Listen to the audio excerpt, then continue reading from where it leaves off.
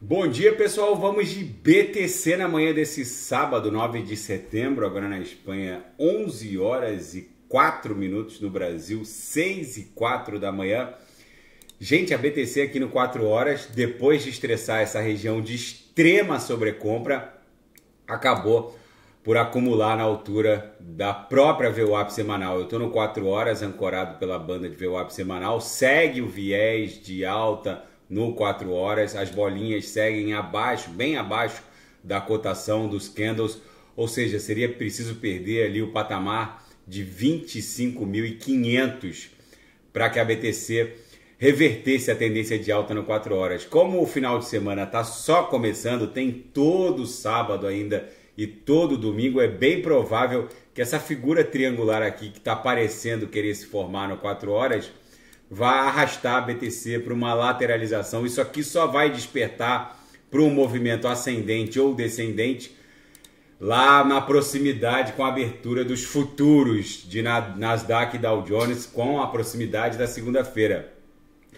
Vamos olhar agora no gráfico diário para a gente entender essa movimentação da BTC. Por que eu acho que aquela cunha lá no 4 horas vai explodir para cima? Porque no diário a gente segue dando vigência a uma sequência de fundos ascendentes, topos descendentes. Apesar desse candle levemente vendedor aberto hoje, a BTC a 25.876, caindo menos 0,13, é bem provável que essa sequência de fundos ascendentes redunde num novo estresse da mediana do canal de Keltner em 26.400. Por que isso? Isso só deve acontecer lá próximo da segunda-feira. Por que isso?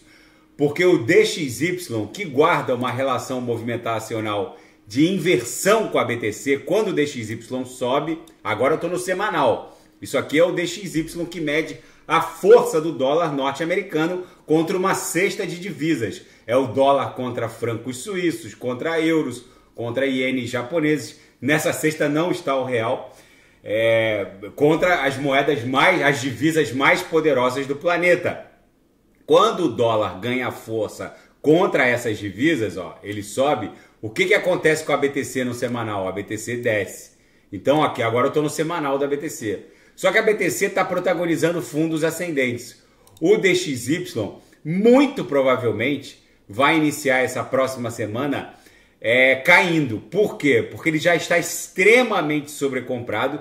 Fora que os outros bancos centrais que emitem essa cesta de divisas, ienes, francos suíços, euros, dólares australianos, também a eles não interessa um dólar muito fortificado contra as suas próprias divisas. Então isso aqui já está na hora de começar a ceder. Quando o DXY cede, a própria BTC reage. E é essa reação que vai levar a BTC para um patamar próximo de 40 mil dólares. Vamos aguardar como vai se desdobrar o início dessa próxima semana. Tem muita coisa acontecendo, já eu vou falar dos fatos. Alguns analistas estão dando conta de que mesmo com esse mega aperto quantitativo do Fed e um rally de aumento da taxa básica de juros absolutamente sem precedentes, que levou a taxa básica de juros para um patamar ali de 5% ao ano, não está surtindo efeitos em termos de arrefecimento da inflação e da própria economia. Alguns analistas estão dando conta de que o poder de fogo dos bancos centrais acabou sendo diluído não só no altíssimo endividamento público, mas também agora os orçamentos ocidentais estariam ficando quase que inviabilizados.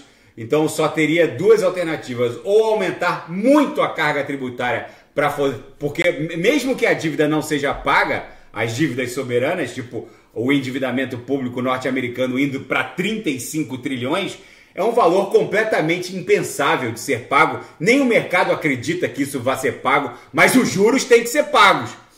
E os juros, para serem pagos, só tem duas maneiras: ou aumenta-se a arrecadação de impostos, o que em épocas de eleição, agora vem as eleições presidenciais norte-americanas, obviamente não é possível, ou aumenta-se a impressão de dinheiro, o M2, o Money Measure, e é isso que vai acontecer, e é isso que vai levar a BTC para $1 milhão antes de 2030.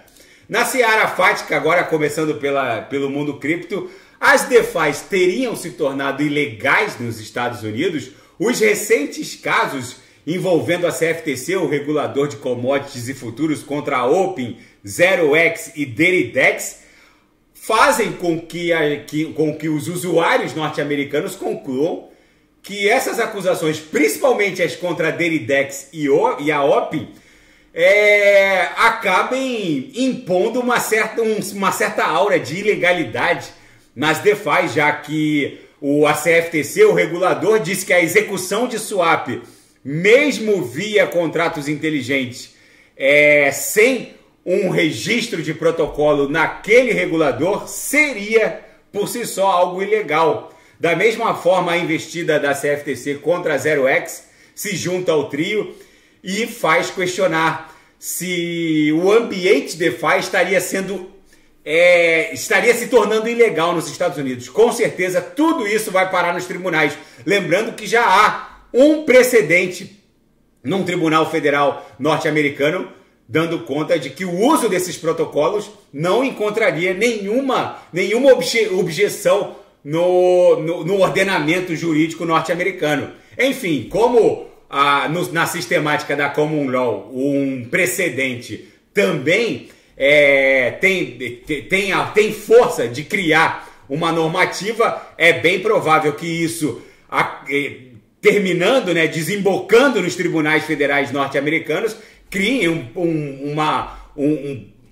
precedente, um leading case, por assim dizer, que vá autorizar, antes do Congresso Nacional norte-americano aprovar o tão esperado marco legal de criptoativos norte-americanos. É bem provável que um leading case ofertado pelos tribunais, pela jurisprudência dos tribunais norte-americanos, acabe autorizando as DeFis. Por enquanto, os órgãos regulatórios, principalmente a CFTC, está só enquadrando e multando, mas ainda não há registro de proibição desses protocolos. Vamos ver como vai se desdobrar todo esse imbróglio norte-americano. E um alto funcionário do Fed alerta para uma grande preocupação com a expansão das stablecoins sem um marco legal federal regulatório e sem uma supervisão, porque ainda não há um órgão federal regulador sobre o aumento exponencial da base monetária retratada pelas stablecoins. As stablecoins vão crescendo exponencialmente. O Fed está muito confortável e o Departamento do Tesouro também. Ambos estão muito confortáveis porque as emissoras de stablecoins viraram as principais compradoras de títulos de curtíssimo prazo, principalmente os bonds. Então, ali eles encontraram uma base de liquidez para os títulos federais norte-americanos. Então, o Departamento do Tesouro e o Fed estão muito confortáveis.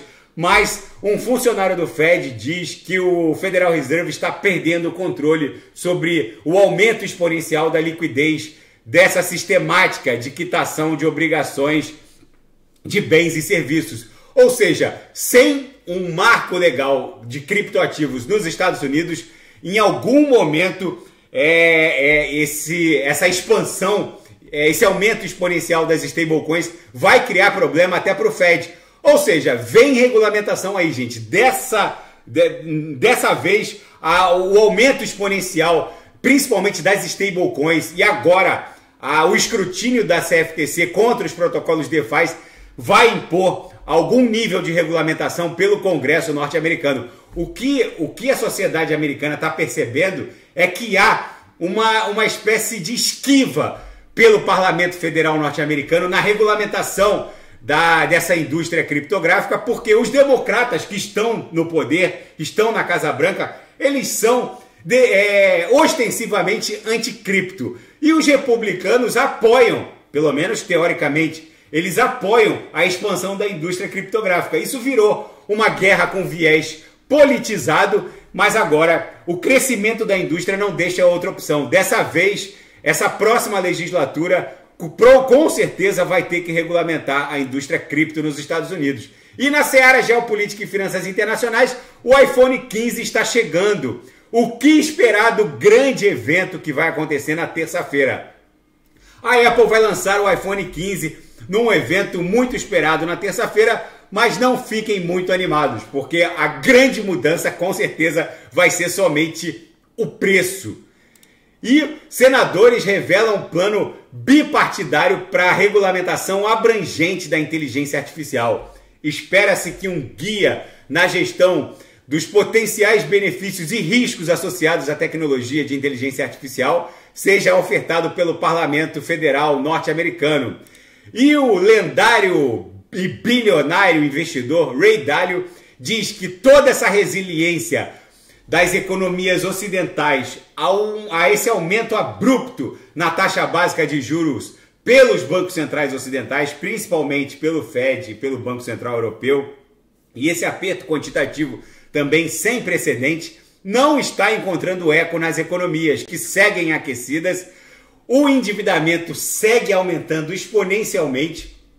Para o Ray Dalio, os orçamentos ocidentais vão colapsar, porque apesar de todo mundo saber que essa dívida de 35 trilhões de dólares norte-americana nunca vai ser paga, com um PIB que não consegue passar de 20 tri, como que eles vão pagar um endividamento de 35 trilhões? O mercado sabe que isso nunca vai ser pago, mas os juros, obviamente, têm que ser pagos. E é por isso que o Ray Dalio disse que das duas opções que restam, ou aumentar a carga tributária ou imprimir dinheiro, ele acha que a segunda opção é que vai rolar forte e isso vai impor uma grande mudança. Vem uma quebra de paradigma que nem ele consegue antever o que vai acontecer. Segundo ele, a referência de valor planetário com certeza vai se deslocar do dólar para alguma commodity. Ele não faz referência ao mundo cripto, mas ele sente essa fragrância de M no ar. Provavelmente a BTC será a grande beneficiada dessa ruptura de estrutura referencial de valor no planeta. Daqui a pouco eu volto, vou fazer Polkadot Kusama. Ontem eu fiz Kusama, mas eu vou fazer Polkadot hoje sem falta. Atom, Binance Coin, e quem quiser sugerir alguma análise é só colocar nas mensagens abaixo. Grande abraço, até daqui a pouco.